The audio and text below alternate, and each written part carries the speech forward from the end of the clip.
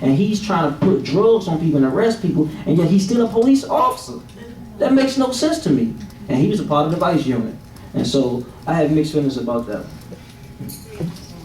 Okay, well, one of the conclusions I think we can draw from this is that the police are armed and dangerous. And in some sense, as an economist, I think, well, we got to cut their budget. That'll solve some of these problems. Anyway, but the thing is, they justify their budget by the level of crime. And one thing that I've never heard, and you people may or may not know this actually, but I don't understand what the motive is or behind these killings. Or has anyone ever tried to figure that out? So that's a twofold question. I think that one of the so for justification that we need more police officers, I'm not in agreement with that, because I remember we had all hands on deck. I think 8 people were shot that night.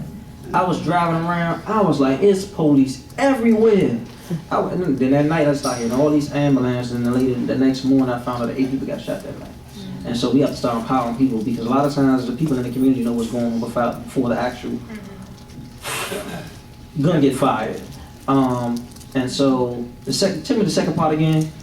Okay, what is the motive? Okay. I've never seen anyone talk about the motive for these killings. So I mean, it's different motives in different cases, but I run a nonprofit called Helping Inner City Kids Succeed, and a lot of the young men, particularly young men in our programs we work with, have been violent offenders. And what you see now, and I can only speak from my paradigm because I live in one part of the city, I see an influx of concentrated poverty. So you have people that not a lot of education going on, concentrated poverty. There's a lot of public housing, and it's just too many chemicals in the same pot, and it's only a matter of time before it be an explosion. You had a minor misunderstanding between 2 different people, or 2 families, or 2 crews, or 2 neighborhoods, and then it escalated into gunplay. And so by the time, as a community activist and organizer, by the time I get involved, it's already escalated. And it's kind of like you want the police to do something, but they're only going to make it even worse. And so, me personally, I try to use my relationships to get the guys to sit down and let's talk about it. A lot of these guys don't have conflict resolution skills. They never been taught how to express themselves or about how they feel.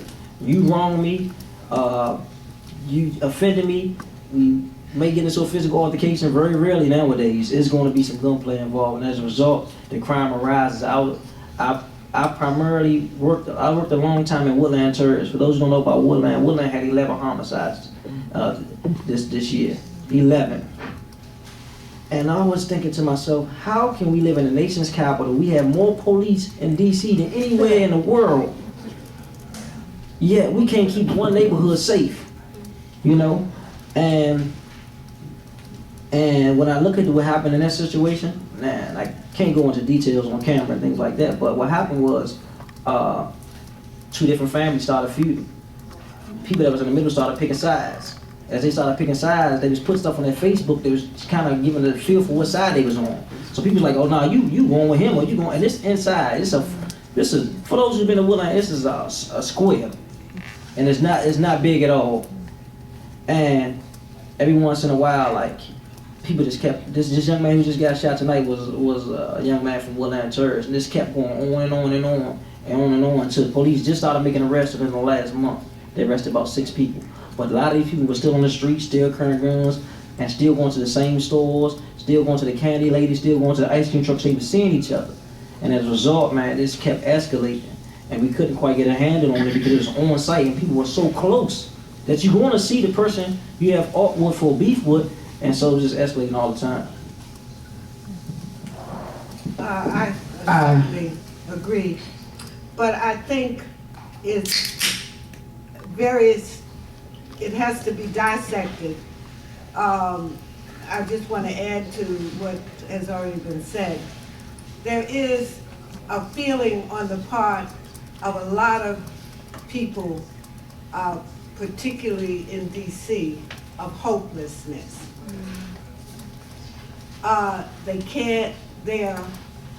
Their neighborhoods are being disrupted.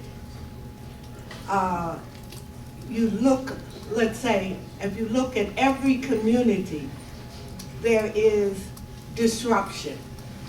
And that is due to a number of factors.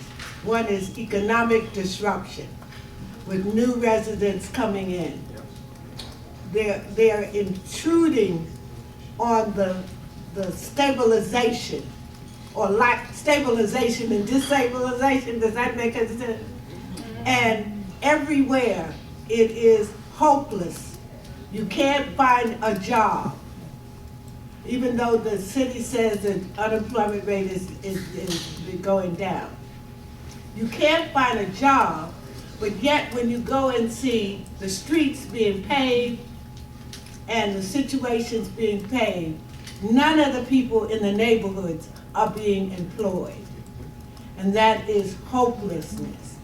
Also, the question of housing. Hopeless. Hopeless. You cannot find out, even you and I. What is the movement? The rich too damn high? You know, everybody is, hopeless. The other thing is you go into prison for what may have been a violent crime or may have been nonviolent. All of a sudden, when you come here, I was selling and smoking marijuana all the time, getting arrested by the dozens. All of a sudden, you come here and marijuana is legal. I mean, what's going on up in here? Do I stand a chance? Not that I'm saying that this is an excuse for behavior, but it's real. There's a lot of hopelessness. Then, of course, there is untreated problems. Untreated problems. Deprivation in education. We have found a direct correlation between some people and the lack of high school and other degrees. Inadequacies across the board. And one of the things about me is I know I can't read. You don't need to give me no test to tell me I cannot read, right? You don't need to give me a test to tell me that every application is now computerized. It takes you sometimes an hour to fill out an application for Target. And if you fill out one and you don't get it this time, you gotta fill out another application to go. So that there is hopelessness and despair that is real. And those of us who are in mental health and understand that once you feel hopeless, then all kinds of things come in front. The other problem is, males. A lot of these are men. You invade on my, manhood.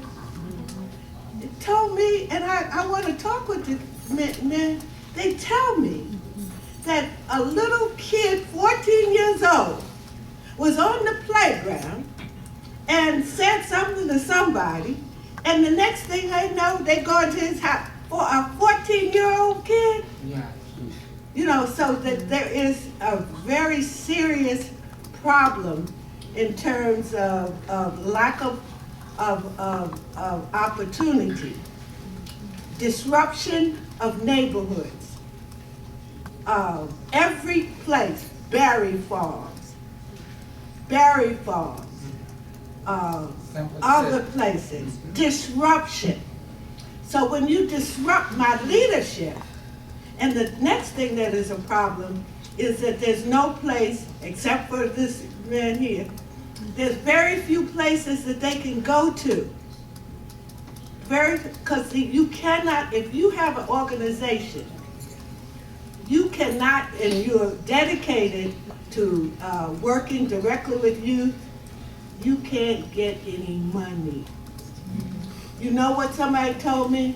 If all you are concerned about, and it wasn't, we're talking about someone, if all you're concerned about is getting some money to do something, then, you didn't really want to do it anyway.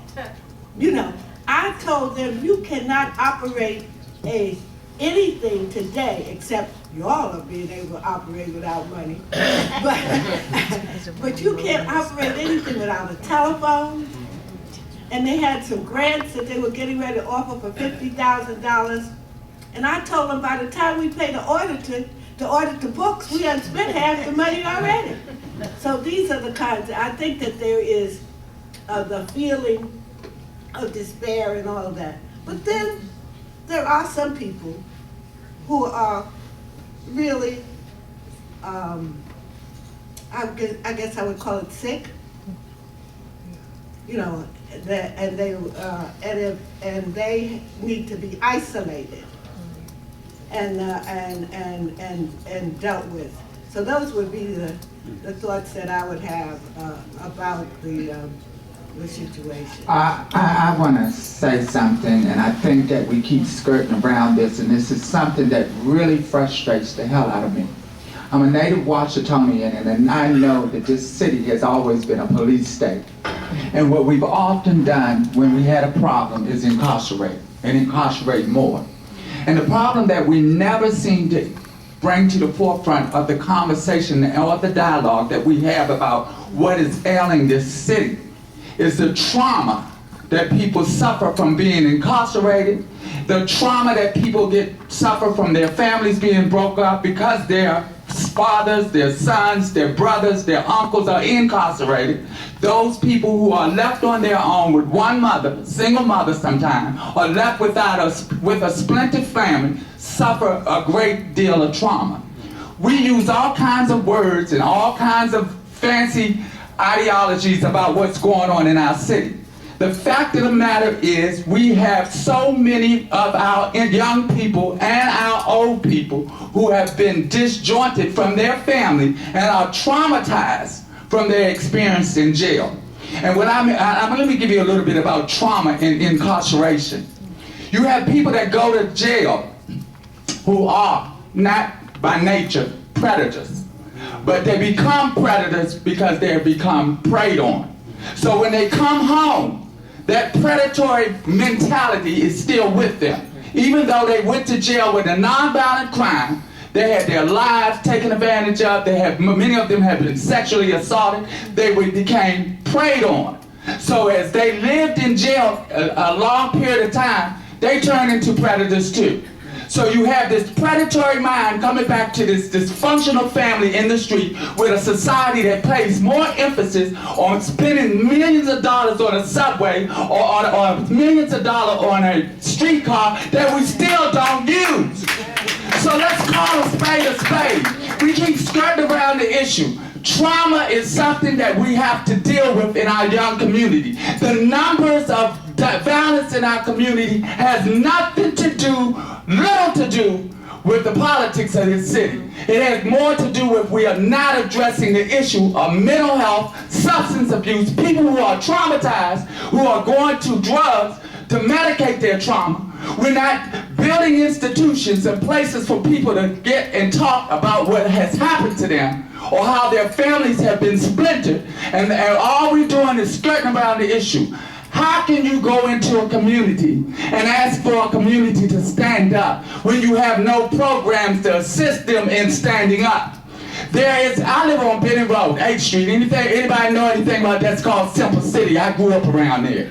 And that's what it is, Simple City. In the last week, there have been 5 violent crimes in my neighborhood. 2 of those persons died.